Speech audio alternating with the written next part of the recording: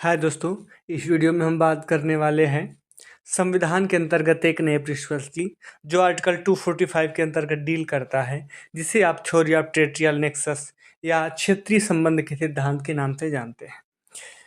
तो चलिए इस पे डिस्कस करते हैं।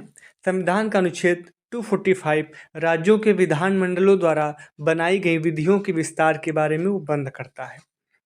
अनुच्छेद 245(1) के अनुसार किसी राज्य का विधानमंडल संपूर्ण राज्य या उसके किसी भाग के लिए विधि बना सकेगा। एग्जाम्पल दैट, जैसे कि आपका उत्तराखंड है तो वो उत्तराखंड जो सरकार होगी वह पूरे उत्तराखंड के लिए विधि बना सकेगी, उसके किसी उस भाग में किसी सब्जेक्ट मैटर के लिए विधि बना सकेगी। अर्थात राज्य की विधायी शक्ति का विस्तार उसके पूरे उत्तराखंड तक सीमित होगा, वह पूरे उत्तराखंड के लिए सिर्फ लॉ बना सकता है। किंतु इसका एक अपवाद भी है, अर्थात राज्य द्वारा बनाई गई विधि भी राज्य क्षेत्र के बाहर लागू की जा सकती है। कब लागू की जा सकती है? यदि राज्य और विषय वस्तु से कोई संबंध हो जिसके ऊपर वह विधि लागू होती है, कि मतलब राज्य ने किसी ऐसी सब्जेक्ट मैटर पर विधि बनाई है जो दूसरे स्टेट पर भी लागू होता है, जो दूसरे स्टेट पर आता जाता हो। इसे क्षेत्रीय संबंध का सिद्धांत कहते हैं। आइए हम इसको एक केस के माध्यम से डिस्कस करते हैं। इसका फेमस केस है स्टेट ऑफ बॉम्बे बनाम RMDC के मामले में। एक अधिनियम के अधीन बम्बई राज्य को लॉटरी और इनामी विज्ञापनों पर कर लगाने की शक्ति प्राप्त थी। मतलब जो बॉम्बे सरकार होगी वह लॉटरी पर और इनामी विज्ञापनों पर टैक्स ले सकती थी।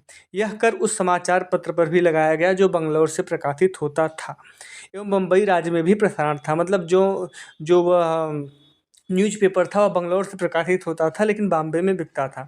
जो रिस्पोंडेंट था प्रत्यार्थी था, इस समाचार पत्र द्वारा इनामी लॉटरी चलाता था।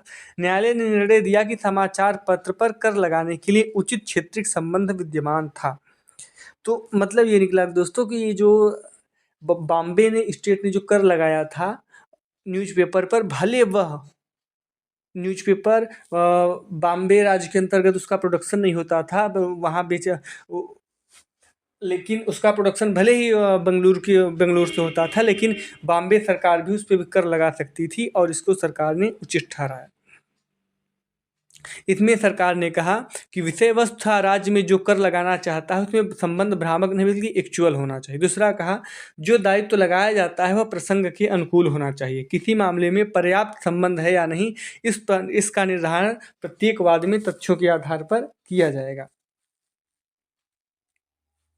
दूसरा केस है दोस्तों इसी प्रकार श्रीकांत वर्सेज कारुनुकर बनाम गुजरात राज्य के मामले में। Gujarat agriculture land ceiling act ने 1960 की धारा 6 की विधिमान्यता को इस टेरिटोरियल नेक्सस के आधार पर चुनौती दी गई। अपीलार्थी की गुजरात की राज्य में खेती योग्य भूमि थी। गुजरात में उसकी कुछ भूमियां राज्य से बाहर के अन्य भागों में थी, मतलब गुजरात के सटे हुए किसी अन्य भाग में थी। उक्त धारा के अनुसार भूमि की अधिकतम सीमा प्रयोजन के लिए राज्य के बाहर स्थित भूमि को भी सम्मिलित किया जाएगा।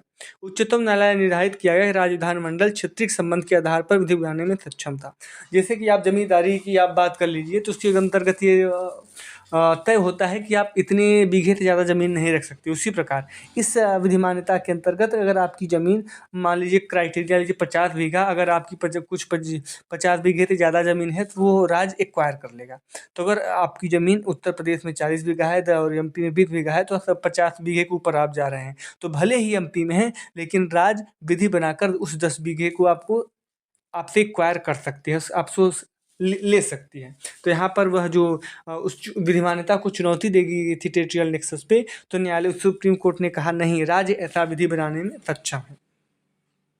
थैंक यू दोस्तों।